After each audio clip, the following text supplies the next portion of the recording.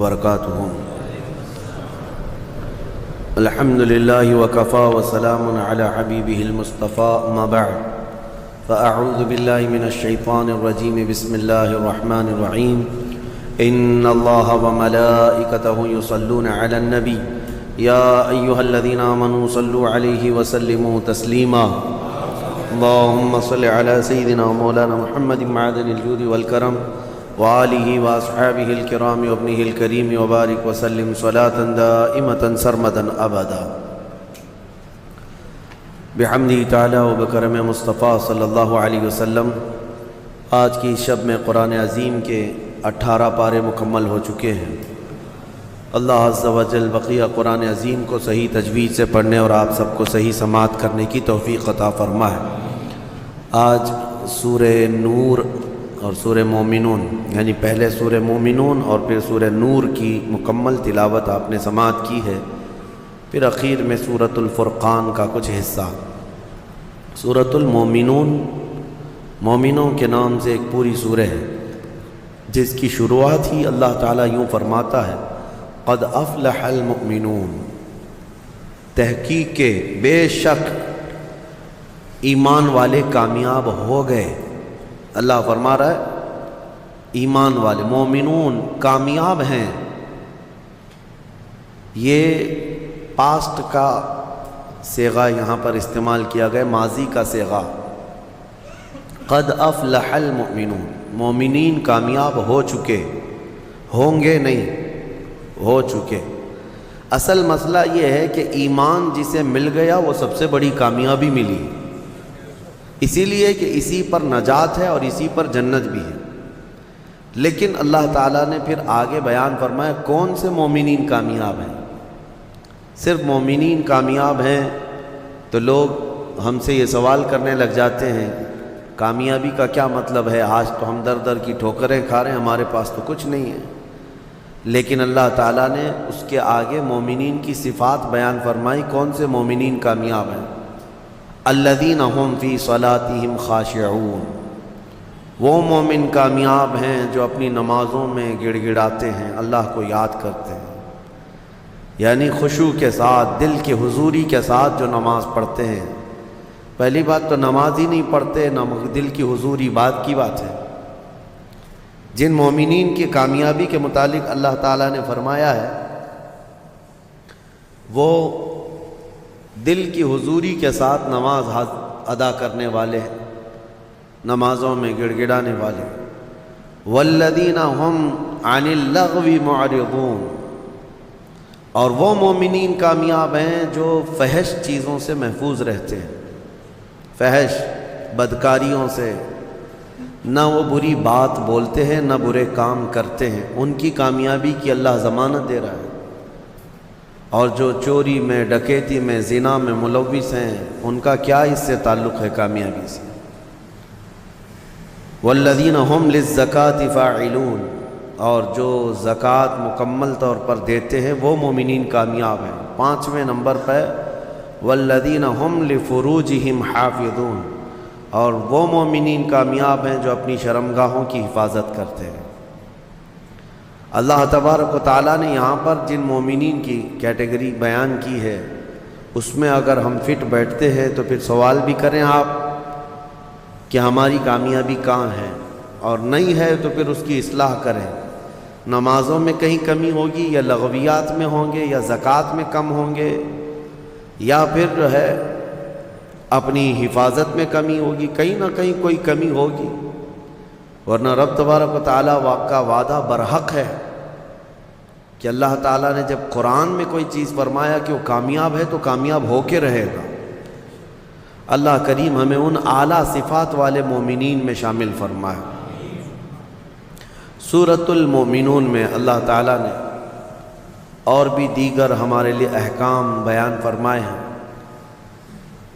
اس میں اخیر میں اللہ تبارک و تعالیٰ اس کی آخری جو آیتیں ہیں وہ بڑی ہی ہمارے لیے درس والی ہیں اور ایک جھنجھوڑنے والی آیتیں ہیں۔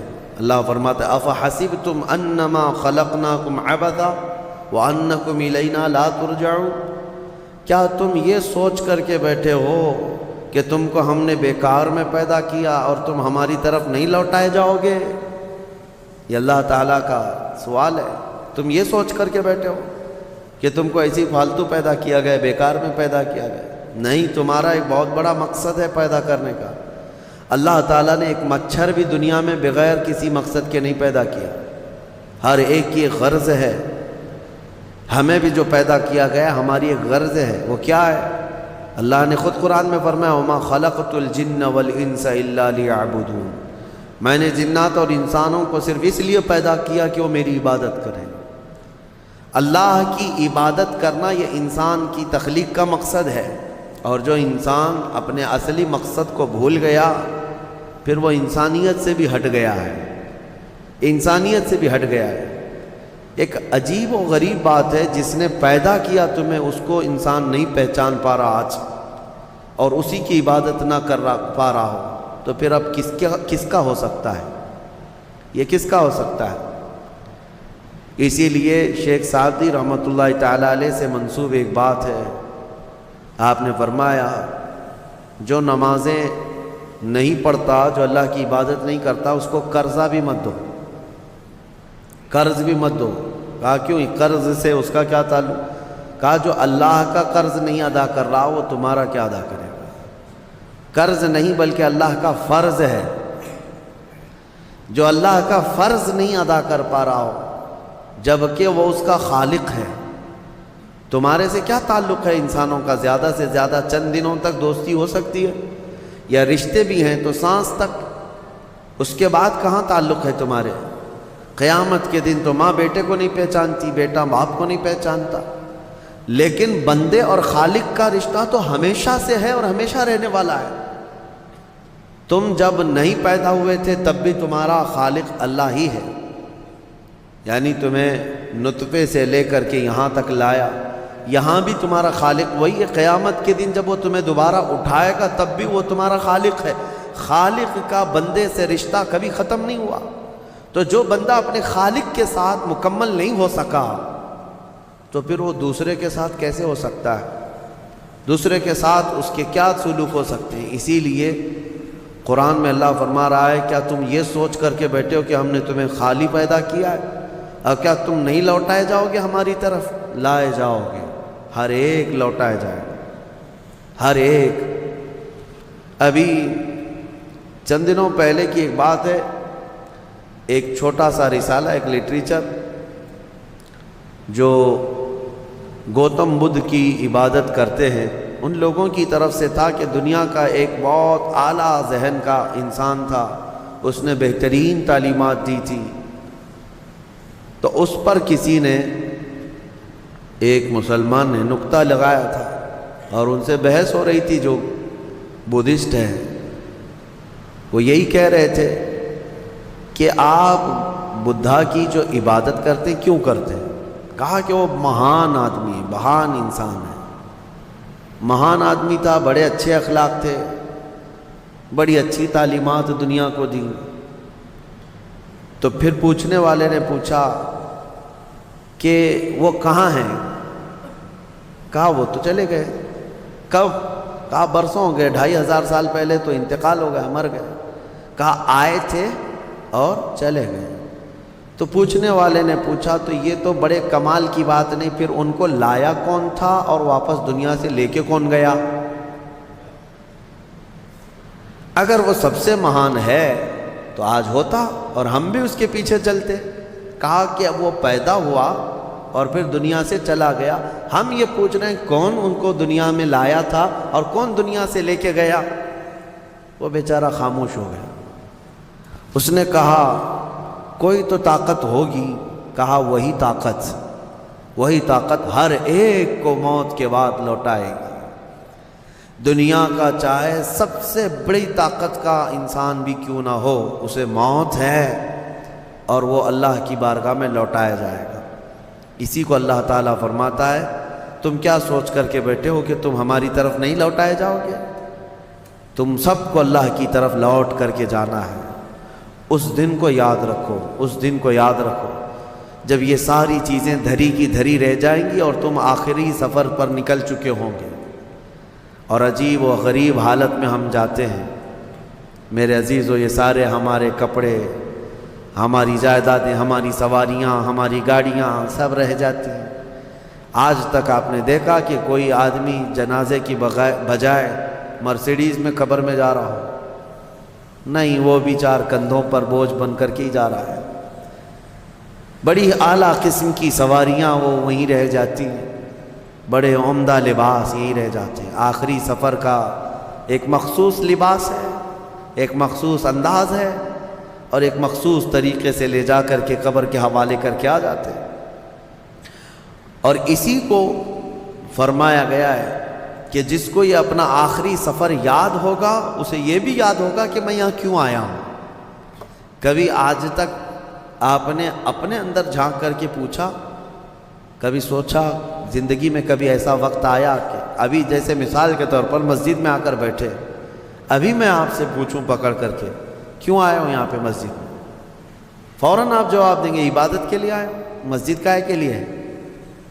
عشاء کا وقت ہو رہا تھا، نماز پڑھنے کے لیے آیا، یا محفل چل رہی تھی محفل میں آ گیا۔ یہ تو تمہارا مقصد ہے، ہر کام کا تمہارا مقصد ہوتا ہے۔ کبھی یہ سوچا میں دنیا میں کیوں آیا، پوری دنیا میں کیوں آیا؟ جس نے اس سوال کا جواب حاصل کر لیا وہ معرفت کو پہنچ گیا۔ جو صحیح طریقے سے اس جواب کو پہنچ گیا وہ اللہ کی معرفت حاصل کر لے گا۔ اسی لیے میرے عزیزو، آگے رب تعالیٰ فرماتا ہے أَفَحَسِبْتُمْ أَنَّمَا خَلَقْنَاكُمْ عَبَثًا أَفَحَسِبْتُمْ أَنَّمَا خَلَقْنَاكُمْ عَبَثًا وَأَنَّكُمْ إِلَيْنَا لَا تُرْجَعُونَ۔ حضرت موسیٰ علیہ الصلوۃ والتسلیم کے متعلق ایک بات ملتی ہے۔ ایک چھپکلی تھی، دیوار پر چل رہی تھی۔ موسیٰ علیہ السلام نے پوچھا، مولا اس کا کیا کام ہے، اس کا کیا کام ہے، یہ کیوں پیدا ہوئی ہے؟ چھپکلی کا ضروری نہیں کہ ہر ایک کی حکمت آپ کو معلوم ہو، کون دنیا میں کیوں آیا۔ اللہ نے کوئی بھی چیز بغیر فائدے کے نہیں پیدا کی۔ رب تبارک و تعالیٰ نے ارشاد فرمایا، موسیٰ تھوڑی دیر پہلے چھپکلی نے مجھ سے پوچھا کہ موسیٰ کو مولا تو نے کیوں پیدا کیا؟ حضرت موسیٰ علیہ السلام کا کیا کیا کام ہے؟ یہ ضروری نہیں کہ مخلوقات کو ایک دوسرے کی حکمتیں معلوم ہوں، ضروری نہیں، لیکن اللہ تعالیٰ عبث بغیر کسی وجہ کے محض کسی کو نہیں پیدا کیا۔ بس اپنے مقصد زندگی کو سمجھو اور فالتو اپنی زندگی کو ضائع مت کرو۔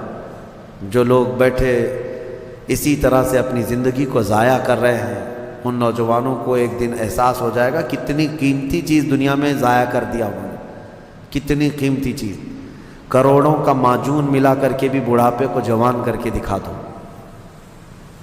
یہ گیا وقت پھر ہاتھ آتا نہیں، سدا دور دورہ دکھاتا نہیں۔ آپ جس طرح سے تیزی سے اس دنیا کو کاٹتے ہوئے جا رہے ہیں، میاں ہم تو منٹ منٹ گن رہے ہیں۔ آج دیکھیں ہم 15 تراویح پڑھ چکے ہیں الحمدللہ، ابھی تو ہم چاند کے انتظار میں تھے۔ یوں ہی وقت آئے گا، اللہ آپ کو سلامت رکھے، ہماری زندگی کا بھروسہ نہیں، اگلا رمضان بھی پھر آپ بیٹھیں گے۔ بہت تیزی سے آپ کی زندگیاں گزرتی جا رہی ہیں، اور اچانک ایک دن اعلان ہو جائے گا فلاں کا بیٹا انتقال کر چکا، جنازے میں حاضر ہو جاؤ۔ یہی زندگی ہے۔ اسی لیے عبث اپنی زندگی کو ضائع نہ کریں۔ جو زندگی کے لمحات ہیں ان میں کچھ نہ کچھ انویسٹ کر دو تاکہ قیامت کے دن شرمندہ ہونا نہ پڑے، ذلیل ہونا نہ پڑے، رسوا ہونا نہ پڑے۔ بہرحال دوسری سورہ ہم نے جو تلاوت کی ہے سورۃ النور، سورہ نور ہے۔ اس میں احکام بہت سارے آئے ہیں۔ اس کی شروعات جو ہے وہی بہت ایک سخت ترین گناہ اسلام میں اس کی مذمت میں آئی، زنا۔ اللہ نے قرآن میں جگہ جگہ فرمایا وَلَا تَقْرَبُوا الزِّنَا إِنَّهُ كَانَ فَاحِشَةً وَسَاءَ سَبِيلًا، زنا کے قریب بھی مت جانا۔ اللہ فرماتا بے شک وہ سب سے بری چیز ہے اور سب سے برا راستہ ہے۔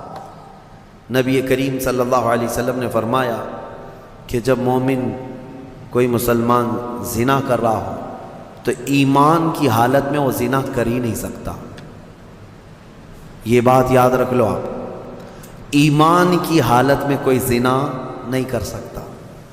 فرمایا گیا جب زنا کر رہا ہو تو اس کا ایمان اٹھا لیا جاتا ہے، ایمان اس کے ساتھ نہیں ہوتا، ایمان اٹھا لیا جاتا ہے۔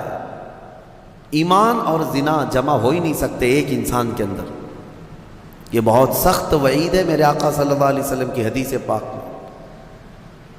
ایمان کی حالت میں زنا نہیں ہوتا، اور جب زنا کر رہا ہوتا ہے تو ایمان نکال لیا جاتا ہے، وہ معلق ہوتا ہے، آسمانوں پر لٹکا ہوتا ہے۔ اس زنا کے حالت میں اس کے ساتھ ایمان نہیں ہوتا۔ اب جو آیتیں آئی ہیں، اللہ فرماتا ہے الزانیۃ والزانی فاجلدوا کل واحد منہما 100 جلدہ، زنا کرنے والے مرد اور زنا کرنے والی عورت کو 100 کوڑے مارو۔ یہ ان کے لیے ہے جو غیر شادی شدہ ہے، اور جو شادی شدہ ہیں ان کے لیے رجم ہے۔ رجم کا مطلب ہے پتھروں سے اتنا مارو کہ وہ ختم ہو جائے، ان کی موت تک انہیں سنگسار کرنا ہوگا۔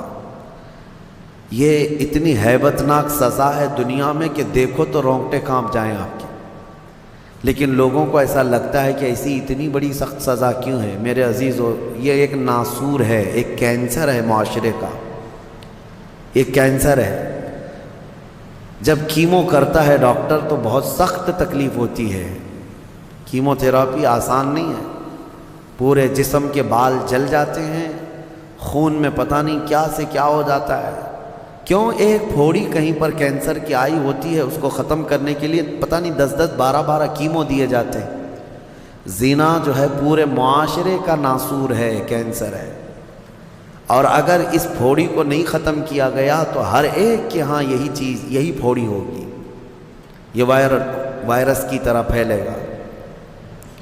اور اسلام نے یہ سب سے بڑی سزا رکھی ہے زنا میں، سب سے بڑی سزا ہے۔ آج دنیا یہ مطالبہ کر رہی ہے کہ ریپسٹ کو اسلامی سزا دی جائے۔ کیوں؟ ان کی بیٹیوں کا جب ریپ ہو جائے تو وہ چلاتے ہیں۔ اسلام وہ ہے جو ہر ایک کی بیٹی کو بیٹی کا ہی درجہ دیتا ہے، ایک عظیم خاتون کا ہی درجہ دیتا ہے۔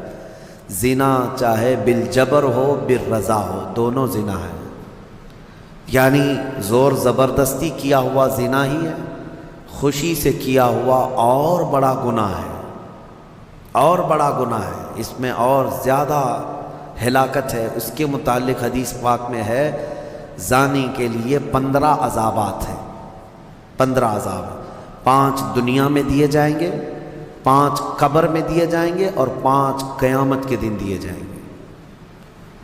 یہ 15 عذابات وہ جھیلتا رہے گا زانی، 5 دنیا میں، 5 قبر میں، اور 5 قیامت کے دن۔ جو سب سے بڑا عذاب ہے اس کے لیے، میں نے جو سمجھا، یہ 15 کی میں اگر تفصیل بیان کروں تو بہت لمبا ٹائم جائے گا۔ یہ 15 عذابات کیا کیا ہیں؟ دنیا میں جیسے اس کے رزق کی برکت ختم ہوگی، اس کے چہرے کی رونق اٹھا لی جائے گی، اور جو 5 عذابات اس کے دنیا میں ہونے والے ہیں، اس طرح سے 15 عذابات میں جو سب سے بڑا عذاب میں نے جو سمجھا وہ یہ ہے کہ قیامت کے دن رب تعالیٰ اس کی طرف نظر بھی نہیں فرمائے گا۔ یہ سب سے بڑا عذاب نہیں ہے تو اور کیا ہے؟ اور نبی پاک صلی اللہ تعالیٰ علیہ وسلم کی بہت ساری حدیثیں ہیں کہ اللہ تعالیٰ اس کو نہ عرش کا سایہ عطا فرمائے گا اور نہ اس کی طرف نظر فرمائے گا، بلکہ یہ فرمایا کہ جنت 500 سال کی مسافت سے اس کی خوشبو آ رہی ہوگی، لیکن زانی وہ خوشبو بھی نہیں سونگھ سکے گا۔ بڑی سخت سزا ہے۔ اور میرے عزیزو، اس سورے میں اللہ تعالیٰ نے کئی مرتبہ یہ زانیوں کا ذکر فرمایا، الزانیۃ والزانی فاجلدوا کل واحد منہما 100 جلدہ، 100 کوڑے مارو، ولا تأخذکم بہما رأفۃ فی دین اللہ، اور اللہ کے دین میں کوئی ہمدردی مت لینا، یہ بھی حکم ہے۔ کسی کے ساتھ نرمی مت کرنا، ایسے اگر کسی کے ساتھ ہو گیا ہے تو ان کنتم تؤمنون باللہ والیوم الاخر، اللہ فرما رہا ہے اگر تم اللہ اور آخرت پر ایمان رکھتے ہو تو ذرا برابر بھی نرمی نہ لینا اس پر۔ وہ اور دوسرا ایک اور سخت حکم یہ ہے، وَلْيَشْهَدْ عَذَابَهُمَا طَائِفَةٌ مِّنَ الْمُؤْمِنِينَ، زانی اور زانیہ کو چپکے سے کہیں سزا مت دے دینا، بلکہ اللہ فرما رہا ہے ان دونوں کے عذاب پر پورے مومنوں کو گواہ بناؤ، سب کے سامنے ان کی سزا ہو۔ آپ کو پتہ ہے نبی پاک صلی اللہ تعالیٰ علیہ وسلم کے صحابہ میں حضرت ماعز اسلمی کا نام ملتا ہے، ایک صحابی تھے۔ یہ ایک دن روتے ہوئے بارگاہ رسالت میں آپ صلی اللہ علیہ وسلم میں آئے، کہا آقا مجھ سے گناہ ہو گیا ہے۔ حضور نے فرمایا کیا ہوا؟ کہا کہ میں بتا نہیں سکتا۔ حضور نے پھر پوچھا بتاؤ تو صحیح کیا ہوا؟ کہا بولتا ہوں تو منہ کو کلیجہ آ جاتا ہے، کلیجہ منہ کو آ جائے اس طرح کی چیز ہے میں نہیں کہہ سکتا۔ حضور نے فرمایا بتاؤ ماعز تمہارے لیے ہم ذریعے حل تلاش کر کے بتا دیں؟ انہوں نے کہا یا رسول اللہ مجھ سے زنا ہو گیا ہے۔ اتنا کہنا تھا نبی پاک صلی اللہ علیہ وسلم نے اپنا چہرہ پھیر لیا۔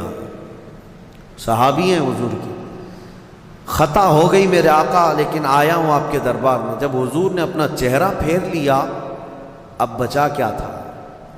اب وہ رونے گڑ گڑانے لگے، قدموں میں گر گئے، اتنا روتے رہے اتنا روتے رہے۔ اسی کو شاید امام اہل سنت فاضل بریلوی نے ترجمانی میں اشعار میں یوں کہا ہے، یا رسول اللہ تجھ سے جو منہ چھپاؤں تو کروں کس کے سامنے؟ کیا اور کسی سے توقع نظر کی ہے؟ بد ہیں تو آپ کے، بھلے ہیں تو آپ کے، ٹکڑوں پہ یہیں کے پلے ہیں، رخ کدھر کریں؟ نبی پاک صلی اللہ تعالیٰ علیہ وسلم نے پھر ان کو اٹھایا اور پوچھا بتاؤ ہوش میں ہو، ہوش و حواس میں کہہ رہے ہو؟ حضور نے جب پوچھا کہا ہاں میں ہوش و حواس میں کہہ رہا ہوں۔ کہا تمہیں کوئی بیماری، کوئی غشی، کوئی نشہ تو نہیں؟ کہا نہیں میں ہوش و حواس میں کہہ رہا ہوں۔ 3 مرتبہ جب پوچھا تو انہوں نے اقرار کیا۔ صحابہ سے میرے آقا نے فرمایا دیکھو ماعز اقراری مجرم ہے، اسلام میں سزا ہے، یہ شادی شدہ ہے، لے جاؤ اس کو سنسار کرو، سنسار کرو۔ خود میرے آقا صلی اللہ علیہ وسلم سزا میں تو نہیں گئے، صحابہ کے حوالے کر دیا۔ اب وہ مدینے میں ایک پہاڑی ہے جبل انم، وہاں پر لے جایا گیا اور پہاڑ کے اوپر سے ماعز اسلمی کو ڈھکیل دیا گیا۔ وہ لڑکتے ہوئے نیچے آئے، تھوڑا سا بہت اونچی پہاڑی نہیں ہے، وہ چھوٹی پہاڑی ہے۔ پھر وہاں سے جتنے صحابہ تھے ان سب نے پتھر مارنا شروع کیا اور سب اتنے پتھر برسائے گئے تھے کہ ماعز اسلمی کی روح نکل گئی، انتقال ہو گیا، زخمی حالت میں تھے۔ جب واپس آئے میرے آقا صلی اللہ علیہ وسلم غمگین تھے۔ اس وقت صحابہ سے پوچھ رہے تھے بتاؤ ماعز کے ساتھ کیا کیا تم نے؟ کہا حضور سب ان کو سنسار کر رہے تھے۔ ایک صحابی آگے بڑھ کر کہتے میرے ہاتھ میں اونٹ کی ہڈی تھی، وہ لے کر کے میں نے مارا تو ماعز کی کھوپڑی پر لگ گیا، خون کا فوارہ اچھل کر میرے بدن پہ آیا۔ میں نے یہ کہا یہ کس پاپی کا خون لگ گیا، یہ کس خطا کار کا خون لگ گیا؟ میں کپڑے جھاڑ کر کے باہر آ رہا۔ میرے آقا صلی اللہ تعالیٰ علیہ وسلم کو بڑا غم ہوا، کھڑے ہو گئے، کہا یہ جملہ مت کہو، ماعز نے موت سے پہلے سچی توبہ کر لی۔ سزا تو دینی ہی تھی، اسلامی حکومت ہے تو سزا دی جائے گی، صرف توبہ کافی نہیں ہے۔ توبہ کر لی لیکن اب اس کے لیے برا جملہ مت کہو۔ میرے آقا نے فرمایا اللہ تعالیٰ نے ماعز کی سچی توبہ کی وجہ سے جبرائیل کو بھیجا اور یہ فرمایا یا رسول اللہ آپ کے غلام نے ایسی توبہ کی ہے کہ اس کی توبہ کے عوض اللہ نے پورے مدینے والوں کی گناہ معاف فرمایا، سب کی توبہ کے برابر فرما دیا۔ میرے عزیزوں سزا تو دی گئی۔ ایک اور صحابی آئے، وہ بھی آئی تھی بارگاہ رسالت میں آپ صلی اللہ علیہ وسلم نے، کہا کہ مجھ سے خطا ہو گئی، حمل بھی تھا۔ حضور نے فرمایا جاؤ بچے کی ولادت کے بعد آؤ۔ بچہ پیدا ہو گیا، وہ بچہ کو 1 دن 2 دن کا بچہ تھا، وہ لے کر کے حاضر ہو گئی، کہا مجھے پاک کر دیجئے، مجھے پاک کر دیجئے۔ ان صحابہ کو یہ ڈر تھا کہ قیامت کی سزا بہت سخت ہے، دنیا ہی میں لے لو بہتر ہے، بہت عظیم ہے سزا جو قیامت کے متعلق فرمایا گیا۔ وہاں تو ہلکی سزا یہ ہے زنا پر کہ فرشتے لوہے کی سلاخ جو ہوتے ہیں وہ گرما کر کے ان کی شرمگاہوں پر مار رہے ہوں گے، اور ان کی شرمگاہوں سے جو پیپ نکل رہا ہوگا محشر کے دن، فرمایا کہ ان کی بدبو سے پورے محشر والے کانپ رہے ہوں گے۔ زانیوں کی جو ہلکی سزا ہے، پھر جہنم کی سزا کا تو کیا شمار ہی نہیں۔ لیکن یہ صحابیہ آئیں، کہا کہ حضور نے فرمایا بچہ ہونے کے بعد اور بچہ لے کر کے پھر آئی. حضور نے فرمایا ابھی تو پیدا ہوا بچہ، اس کا حق ہے، اس کو جاؤ دودھ پلا کے آؤ. حضور پاک صلی اللہ علیہ وسلم کے پاس سے وہ گئیں، 2 سال تک دودھ پلایا، اور پھر جب بچہ تھوڑا بہت چلنے پھرنے لگ گیا، غلط صحیح کو پہچاننے لگ گیا، تو آئی حضور کی بارگاہ میں، کہا یا رسول اللہ اب میرا بچہ میرے بغیر رہ سکتا ہے؟ یہ صحیح غلط کو پہچاننے لگ گیا، اب دودھ بھی چھوڑ چکا ہے، مجھے پاک کی کریں. وہ کیسی خواتین تھیں اس وقت بھی، چاہتے تو بہانے بنا لیتے، میں نے کیا ہی نہیں، خود اقرار کر کے انہیں پاک ہونا ہے. اللہ کی بارگاہ میں یہ عیب اور یہ دھبا لے کر نہیں جانا چاہتا. پھر ان کے سنسار کا بھی حکم دیا گیا، اس خاتون پر بھی سنساری ہوئی، یہاں تک کہ ان کی موت واقع ہو گئی. میرے عزیز و اسلام میں بڑی عظیم سزائیں ہیں. صرف میں یہ دنیاوی سزا آپ کو سنا رہا ہوں، اس سے گیس کر سکتا ہے آدمی دنیا میں جو ہائیسٹ سزا ہے اسلام میں وہ زنا پر ہے، لیکن یہ بھی کہا گیا ہے کہ یہ صرف اور صرف 100 میں سے 99 حصہ بھی اس کا یہاں سزا نہیں دی جا رہی، باقی 99 درجے زیادہ حشر کے دن اس کی سزا ہے. اگر وہ توبہ کے بغیر مر گیا، اگر وہ پاک ہوئے بغیر مر گیا، اس سے 100 گنا 99 گنا زیادہ جو یہاں دنیا میں سزا دی جا رہی، اس کا 99 درجے زیادہ حشر کے دن وہ سزا پائے گا. اسی لیے وہ دن یاد کر کے ہی جان پگھل جاتی ہے، جسم تھر تھر کانپنے لگتا ہے. وہ قیامت کا منظر، اللہ کریم ہمیں ان تمام برے فواحشات سے محفوظ فرمائے. اس سورہ میں اللہ تعالیٰ نے فرمایا یا ایھا الذین آمنوا لا تدخلوا بیوتا غیر بیوتکم حتی تستأنسوا وتسلموا علی اہلہا. اے ایمان والو، دوسروں کے گھروں میں ڈائریکٹ ایسے داخل مت ہو جاؤ جب تک کہ تم سلام نہ کر لو. یہ تمہارے لیے بہتر ہے. گھر میں جانے کے آداب میرا مولا سکھا رہا ہے، ڈائریکٹ گھس نہ جانا کسی کے گھر میں، سلام کرو پہلے، اور آگے پوچھ رہے ہیں، آگے کی باتیں بتاتا ہوں. دروازے پر کھڑے ہو کر کے دستک دو، 3 مرتبہ دستک دینا ہے. اگر 3 بار میں بھی جواب نہیں آیا تو فرمائے گا واپس پلٹ جاؤ، اس کے پیچھے نہ لگ جاؤ. وَإِن قِيلَ لَكُمُ ارْجِعُوا فَارْجِعُوا، اگر کہہ دیا جائے کہ لوٹ جاؤ تو لوٹ جاؤ. اور لوٹ جانے کے لیے کچھ جگہ پر کہا جاتا ہے اور کچھ جگہ اشارے مل جاتے ہیں. جواب نہیں آ رہا ہے گھر کے اندر سے تو وہاں سے نکل جانا چاہیے.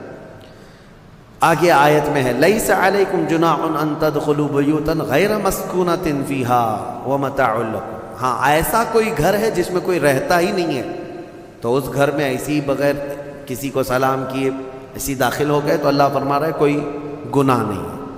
تمہارا سامان رکھا ہوا ہے کسی گھر میں لیکن رہنے والے کوئی نہیں ہے.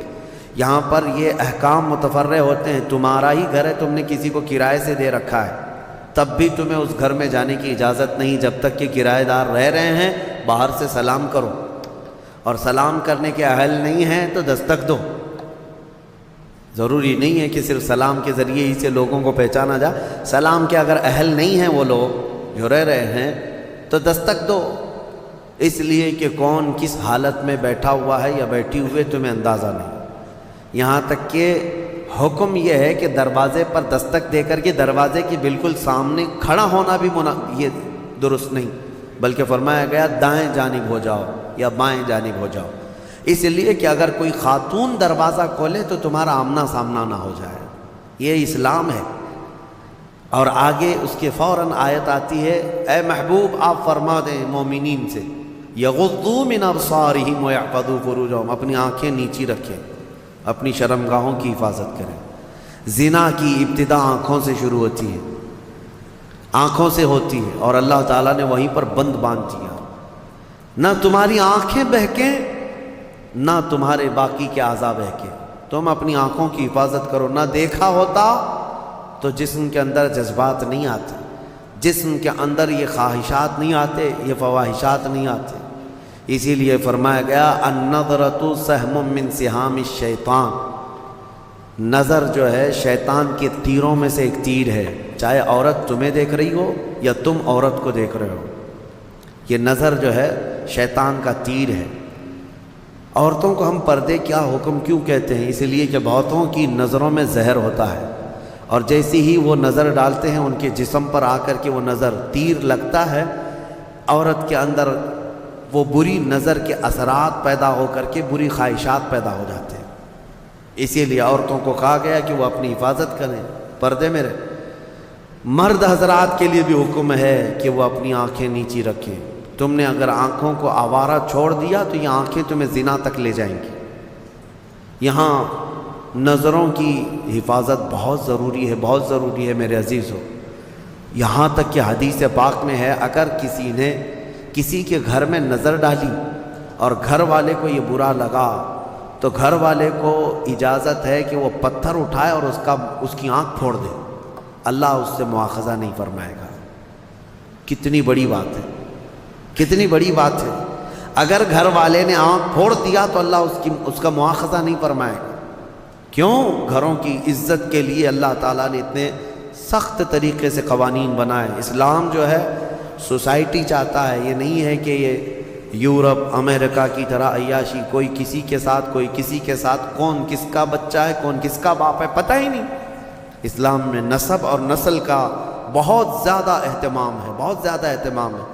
جن 5 چیزوں کی حفاظت فرض ہے ہر مسلمان پر، اس میں نسب کی حفاظت بھی فرض ہے۔ سب سے پہلی چیز جو مسلمان پر فرض ہے وہ جان کی حفاظت ہے، اور ان 5 چیزوں کو پھر کبھی میں عرض کروں گا، 5 چیزوں کی حفاظت ہر مسلمان پر فرض ہے۔ اس میں جان کی حفاظت، اپنی عزت کی حفاظت اور اپنے نسب کی حفاظت فرض ہے۔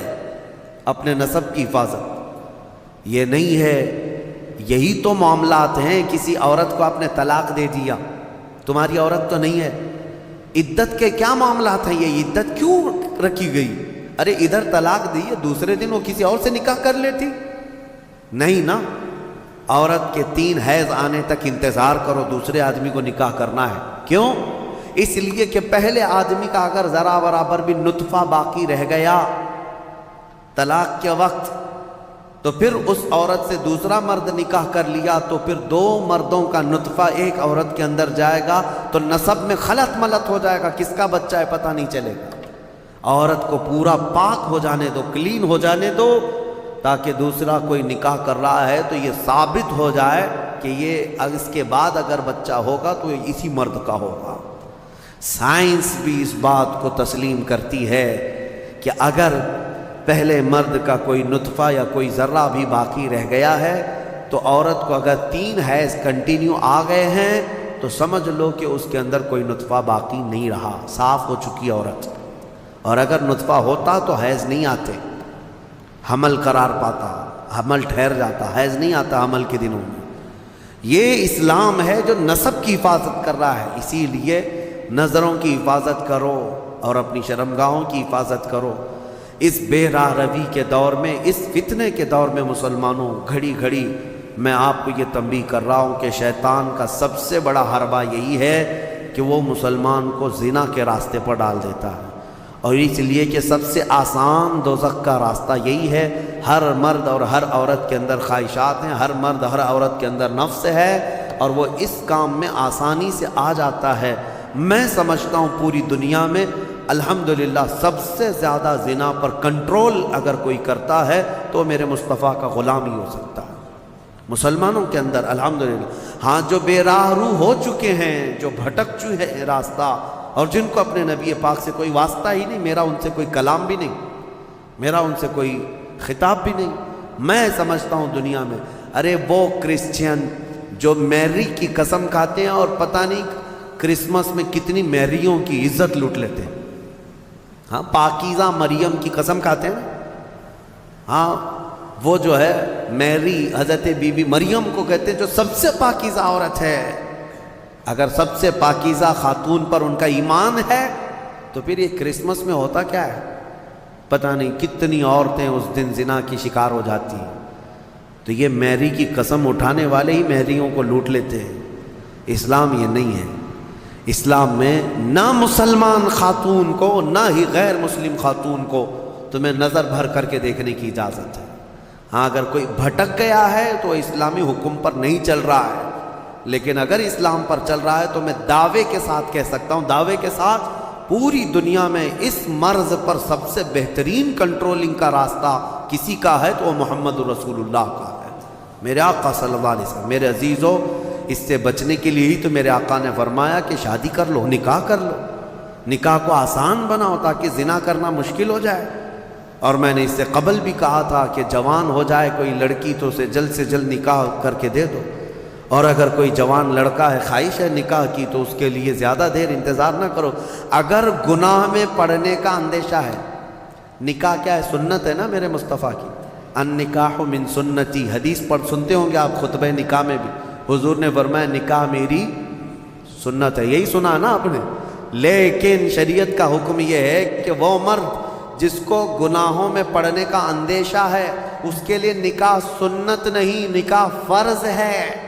اب جتنی تاخیر کرے گا اتنا اس پر گناہ بڑھتا جائے گا، اس لیے فضول اور بے حیائی کے کاموں میں پڑنے سے تو بہتر ہے کہ حلال راستے پر چلا جائے۔ اللہ کریم ہم سب کو کہنے سننے سے زیادہ عمل کی توفیق عطا فرمائے۔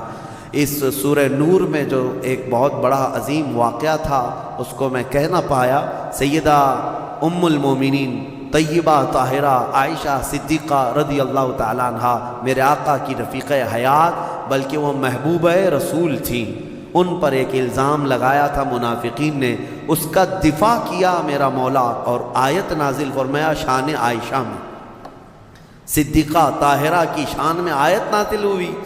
ہوا یہ تھا کہ ایک جنگ سے حضور واپس آ رہے تھے، جنگ غزوہ بنو مصطلق، وہاں سے واپسی میں حضرت عائشہ بھی اس سفر میں حضور کے ساتھ تھیں۔ رات کا وقت تھا، ایک جگہ قافلہ رک گیا تو قافلہ جب رکتا تھا تو اونٹ کے اوپر جو کجاوا ایک جو ہے حجرے کی طرح بنا دیا جاتا، جھونپڑی بنا دی جاتی تھی جو ام المومنین کے لیے ہوتی تھی، حضور کی ازواج مطہرات پردے میں جاتی تھی، وہ اٹھا کر کے زمین پر رکھ دیا۔ حضرت عائشہ کی عمر بھی چھوٹی تھی، کم عمر کی تھی، تو وہ بڑی ہلکی بھی تھی، جو صحابہ اٹھاتے تھے اٹھا کر کے رکھ دیتے تھے۔ رات کا وقت تھا اور وہ وہاں پر سو گئی، کجاوے سے باہر نکل کر کے سوئی۔ پھر ہوا یہ کہ قافلہ چل پڑا، حضرت عائشہ صدیقہ وہیں رہ گئی۔ وہ کجاوا اٹھا کر کے جو صحابہ تھے انہوں نے اونٹ پر رکھ دیا اور یہ سوچا کہ اس میں ام المومنین ہیں، سو رہی ہوں گی، اٹھا کر کے اونٹ پر رکھ دیا، باندھ دیا اور اونٹ چل پڑا، جبکہ ام المومنین کہیں اور سوئی ہوئی تھی۔ یہ رہ گئی بات۔ اب قافلہ مدینے کی طرف رواں دواں تھا، پیچھے سے قانون یہ تھا قافلے میں، ایک صحابی بہت پیچھے چلتے تھے کہ قافلے سے چھوٹا ہوا کوئی سامان ہو تو وہ اٹھا کر کے لے کے آ جاتے تھے، کسی کا کچھ بھی رہ جاتا تو وہ حضرت صفوان ایک صحابی تھے، وہ پیچھے چلے آ رہے تھے، انہوں نے دیکھا ام المومنین عائشہ صدیقہ اکیلی تھی، انہوں نے دیکھتے ہی کہا یہ کیا ہے، انا للہ و انا الیہ راجعون، کیا ہوا ہے؟ انہوں نے اپنا چہرہ پھیر لیا اور ام المومنین نے پردہ کر لیا۔ ام المومنین کہنے لگیں کہ قافلہ چلا گیا اور میں رہ گئی، نیند میں تھی۔ انہوں نے کہا ان کے ساتھ جو اونٹنی تھی اس پر ام المومنین کو سوار کیا اور نکیل پکڑ کر کے چلتے رہے۔ اب جب مدینے آئے تو بدمعاش قسم کے اوباش قسم کے ذلیل منافقین نے ام المومنین پر یہ تہمت لگانا شروع کیا کہ محمد رسول اللہ کی بیوی کسی اور مرد کے ساتھ چلی گئی تھی، نعوذ باللہ۔ حضرت عائشہ ان کے ساتھ چلی گئی تھی، قافلے سے الگ آئی ہیں، یہ بہت بھدا الزام۔ اسی کے متعلق قرآن میں آج ہم نے جو سورہ نور پڑھا ہے نا، اس میں ایک آیت ہے والذین یرمون المحصنات ثم لم یأتوا بأربعۃ شہداء فاجلدوہم 80 جلدہ۔ اللہ فرماتا ہے جو مومنہ عورتوں پر الزام لگاتے ہیں، تہمت لگاتے ہیں، اور اگر 4 گواہ نہیں لا پائیں گے تو حکم شرع یہ ہے کہ 80 کوڑے مارو ایسے آدمی کو جو تہمت لگایا۔ اور پھر فرمایا کہ زندگی بھر پھر کبھی اس کی گواہی قبول نہیں کی جائے گی، وہ مردود الشہادہ ہے، اس کی کوئی گواہی نہیں قبول کی جائے گی جو تہمت لگاتا ہے۔ اب سنو، جب عائشہ صدیقہ رضی اللہ تعالیٰ عنہ مدینے آ گئیں تو یہ باتیں پھیلنے لگ گئیں اور بہت پھیل گئیں۔ نبی پاک صلی اللہ علیہ وسلم کو بتایا گیا کہ ایسی ایسی باتیں آپ کی زوجہ کے متعلق ہیں۔ حضور پاک صلی اللہ علیہ وسلم حضرت عائشہ کے پاس آئے، پوچھے عائشہ یہ کیا میں سن رہا ہوں؟ حضرت عائشہ صدیقہ رضی اللہ تعالیٰ عنہ رونے لگ گئیں، بڑا پیار کرتے تھے میرے آقا ان سے، اور وہ بھی بہت محبت کرتی تھی۔ حضور پاک صلی اللہ علیہ وسلم نے پھر ہوا یہ کہ حضرت عائشہ سے بات کرنا بھی چھوڑ دیا حضور نے، کہ میں اس وقت تک انتظار کروں گا جب اللہ تعالیٰ کا حکم آ جائے۔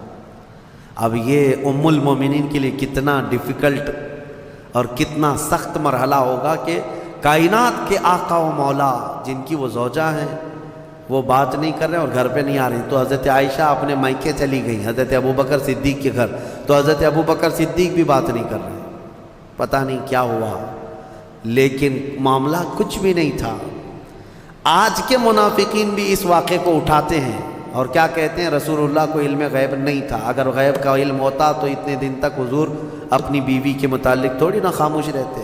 اس وقت کے منافق تہمت عائشہ صدیقہ پہ لگا رہے تھے، آج کے منافق جو ہے حضور پاک پر یہ تہمت لگاتے ہیں علم غیب نہیں تھا۔ سنو، میں دونوں مسئلے حل کرتا ہوں، اس کا حل بتاتا ہوں۔ یہ صحابہ کا بڑا امتحان تھا، 1 مہینے تک یہ معاملہ چلتا رہا مدینے میں۔ حضرت عمر فاروق رضی اللہ تعالیٰ عنہ کو حضور نے بلایا، ایک باری باری ہر ایک سے پوچھنے لگے۔ حضرت عمر سے پوچھا تمہارا کیا خیال ہے عائشہ کے بارے میں، یہ جو تہمت لگائی گئی ہے، جو افواہ ہے۔ حضرت عمر نے کیا ایمان کا جواب دیا، کہتے ہیں یا رسول اللہ صلی اللہ علیہ وسلم، رب ذوالجلال آپ کے جسم پر مکھی بیٹھنے نہیں دیتا، اگر عائشہ ناپاک ہوتی تو آپ کے گھر کے لیے کیسے قبول کرتا؟ نکاح تو اللہ نے فرمایا آپ کا، اور کوئی ناپاک عورت آپ کی اہل میں آ کیسے سکتی ہے، وہ اہل بیت ہے۔ یہ حضرت عمر کا جواب تھا۔ سیدنا عثمان ابن عفان نے بھی ایسا ہی عشق کا جواب دیا، کہا کہ جس کا سایہ زمین پر نہیں پڑتا اس کی بیوی بدکار کیسے ہو سکتی؟ اللہ تبارک و تعالیٰ نے محفوظ رکھا۔ اب جو خواتین صحابیات تھیں ان کو بھی حضور بلانے لگے، پوچھنے لگے عائشہ کے بارے میں کیا خیال۔ یہ در حقیقت ہے کہ امتحان چل رہا تھا۔ وہاں جو منافق تھے وہ تو کہنے لگے، جب منافق کون تھے؟ بظاہر وہ مسلمان ہی تھے، حضور کے پیچھے نماز پڑھتے تھے، بڑی بڑی باتیں کرتے تھے، لیکن اندر کیا تھا وہ کیا ہے؟ جب حضور ان سے پوچھتے آپ کا کیا خیال ہے، آپ کا کیا خیال، کہتے کیا بتائیں، لوگ تو ایسا کہہ رہے ہیں، پتہ نہیں، ہو سکتا ہے بہک گئی ہوں گی، کچھ ہو گیا ہوگا۔ یہ منافقین کے جوابات تھے، یہ منافقین کے جوابات۔ ایسے بہت سارے لوگ ہیں، ہم کو تو نہیں معلوم لوگ، لیکن لوگ کہہ رہے ہیں ایسا ہوگا۔ یہ جلانے والا جواب ہوتا ہے، آج بھی ہوتے ہیں اس طرح کے جوابات، ان کو کانفیڈنس کے ساتھ کہنا نہیں ہوتا ہے۔ اب جو خواتین تھیں ان سے پوچھا گیا تو وہ تو کہنے لگی یا رسول اللہ صلی اللہ علیہ وسلم، عائشہ اتنی چھوٹی ہے کہ وہ آٹا گوندتے گوندتے سو جاتی ہے، روٹی کب پکتی ہے اسے پتہ نہیں ہوتی، تو یہ اونگ آ گئی ہوگی، سو گئی ہوگی، اور اس کا میلان کبھی کسی مرد کی طرف ہم نے نہیں دیکھا۔ کھیلنے والی خاتون ہے حضرت عائشہ۔ نبی پاک صلی اللہ تعالیٰ علیہ وسلم نے یہ سب سے پوچھا، اس کے بعد مہینہ بھر گزرنے کو تھا، آیتیں نازل ہو گئی۔ سورہ نور میں اللہ تعالیٰ نے پوری برات ظاہر فرمائی، ارشاد فرمایا بے شک وہ لوگ جو الزام لگاتے ہیں بغیر کسی سبب کے وہ بڑے ظالم ہیں۔ ماں عائشہ صدیقہ کی برات میں جب آیت نازل ہوئی، حضور آئے حضرت عائشہ کے گھر، حضرت ابوبکر صدیق کو بتا دیا تھا کہ آیت عائشہ کی برات میں صفائی میں نازل ہو گئی ہے، تو پھر حضرت ابوبکر بھی دوڑے دوڑے عائشہ صدیقہ کو خبر دینے چلے گئے، اور جب حضرت عائشہ نے یہ خبر سن لی تو اس قدر اس دن خوشیوں سے پھولے نہ سما رہی تھی کہ نبی پاک صلی اللہ تعالیٰ علیہ وسلم جب گئے گھر تو وہ ان کی محبت کا معاملہ تھا۔ حضور ان سے بات کر رہے تھے تو حضرت عائشہ حضور کے سامنے نہیں آ رہی تھی، کہا نہیں میں پہلے آپ سے نہیں بات کروں گی، میں پہلے اس مولا کا سجدہ ادا کروں گی جس نے میری برات کا اظہار فرمایا۔ حضور پاک صلی اللہ تعالیٰ علیہ وسلم نے یہ نہیں فرمایا، یہ محبت میں انہوں نے کیا تھا، یہ ان کے جذبات تھے۔ حضور پاک صلی اللہ علیہ وسلم مسکراتے اور فرماتے عائشہ میں تجھے پہچانتا ہوں جب تو خوشی میں ہوتی ہے اور جب تو غصے میں ہوتی ہے، دونوں چیزیں میں پہچان لیتا ہوں۔ حضرت عائشہ کا معاملہ تھا اسے، تو وہ پوچھتی ہیں آپ کو کیسے پتہ چلتا ہے میں کب غصے میں ہوتی ہوں اور کب خوشی میں؟ تو حضور فرماتے ہیں جب تو خوشی میں ہوتی ہے تو قسم کھاتی ہے نا کسی بھی بات پر، تو کہتی ہے وہ رب محمد، محمد کے رب کی قسم، ایسا ہی تھا اور جب غصے میں ہوتی ہے تو کہتی وہ ربی ابراہیم، ابراہیم علیہ السلام کے رب کی قسم ایسا ہی تھا۔ حضور فرماتے ہیں میں اچھی طرح سے جانتا ہوں کب تمہارا موڈ کیسا ہے۔ بہرحال ماں عائشہ صدیقہ رضی اللہ تعالی عنہا کے یعنی طہارت پر اللہ تعالیٰ نے آیتیں نازل فرمائی۔ جو دوسرا مسئلہ ہے وہ میں عرض کیے دیتا ہوں۔ آج کے جو منافق ہیں یہ جو کہتے ہیں حضور کو اگر علم غیب تھا تو اپنی بیوی کی برات پہلے ہی کیوں نہیں بیان کر دی؟ اتنے دن تک مدینے میں کنفیوژن کے شکار سب لوگ بھی تھے، کیوں ایسا رہا؟ یہ کہتے ہیں حضور کو علم غیب نہیں تھا۔ ان ظالموں کو یہ پتہ نہیں جو رسول مکہ میں مدینے میں بیٹھ کر مکہ کے تمام لوگوں کے احوال کی خبر دے رہے ہو۔ لیکن کچھ معاملات ہوتے ہیں، کچھ معاملات ہوتے ہیں، امتحانات یوں ہی نہیں لیے جاتے۔ اگر آپ کے پاس سوال پرچہ آ گیا ایگزام میں اور بنایا کس نے ہے؟ بنایا کس نے ہے؟ آپ کے ٹیچر نے، جو پڑھانے والا ٹیچر نے بنایا، لیکن ایگزام لے کر کے آپ لکھنے کے لیے بیٹھے ہیں۔ ٹیچر ہی اگر آپ کی وہ گارڈنگ کے لیے آئے یا پھر وہ دیکھ بھال کے لیے آئے، نگرانی کے لیے، آپ پوچھ لینا اس سے ایک سوال، سر اس کا جواب بتا دو، کیا وہ ایگزام ہال میں بتائے گا؟ کہے گا نہیں میں معلوم نہیں ہے۔ معلوم نہیں ہے مطلب اس کو معلوم ہے لیکن تیرا امتحان چل رہا ہے۔ امتحان کس کام کا ہے؟ بنایا ہے پرچہ اسی نے، امتحان وہی لے رہا ہے، لیکن وہ کچھ سوالات کے جوابات نہیں دیتا تو اس کا مطلب یہ نہیں ہے کہ اس کو علم نہیں ہے۔ علم ہے لیکن تیرا امتحان چل رہا ہے۔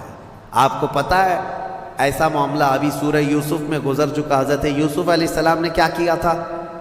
یوسف علیہ السلام کے جب بھائی آئے تھے غلہ لینے کے لیے، ان کے چھوٹے بھائی بنیامین، ان کے تھیلے میں انہوں نے کھٹوری ڈال دی تھی، پتہ ہے نا؟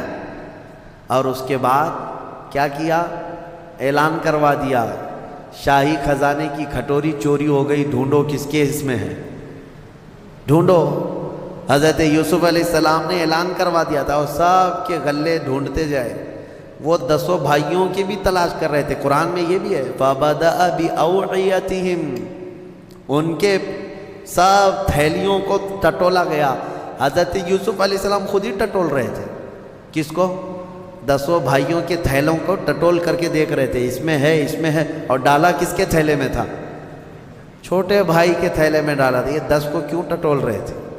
کیا یہ بھی تم الزام لگاؤ گے کہ یوسف علیہ السلام کو معلوم نہیں تھا کون سے تھیلے میں؟ معلوم سب تھا۔ وہاں ایک مصلحت تھی کہ اللہ نے حضرت یوسف کو ایسا کرنے کا حکم دیا تھا۔ قرآن میں اللہ فرمایا کذالک کدنا لیوسف، ہم نے یوسف کو اس طرح کی ہدایت دی تھی کہ وہ ایسا کریں۔ تو وہاں حضرت یوسف علیہ السلام کے بارے میں یہ مانتے ہو اللہ نے ان کو ایسا کرنے کا حکم دیا تھا، تو پھر یہ غزوہ بنی مصطلق کے بعد والے واقعے میں، ام المومنین کے واقعے میں یہ کیوں نہیں تسلیم کرتے کہ میرے آقا کو 1 مہینے تک اللہ نے خود ہی یہ فرمایا تھا کہ محبوب آپ کے سارے آس پاس آنے والوں کا امتحان ہو جائے، جو ایمان والا ہو ان حالات میں بھی میرے مصطفیٰ کی بڑائی بیان کرے گا، اور جو منافق ہے وہ چن چن کر کے برائیاں پیدا کرنے کی کوشش کرے گا۔ بہرحال ایسے حالات میں ایمان پتہ چل جاتا ہے۔ اللہ ہمیں ہر مصیبت کے وقت میرے آقا کے قدموں میں گردن نچھاور کرنے کی توفیق عطا فرمائے۔ ہم جب زندہ رہیں، خوشیوں میں ہوں یا غموں میں ہوں، بس میرے مصطفیٰ کریم کے سچے غلاموں میں مولا ہمارا شمار فرمائے۔ میں یہی عرض کرتا ہوں، ہر تکلیف، ہر ستم گوارا ہے، یا رسول اللہ بس تم کہہ دو کہ تو ہمارا ہے۔ وآخر دعوانا الحمدللہ رب العالمین۔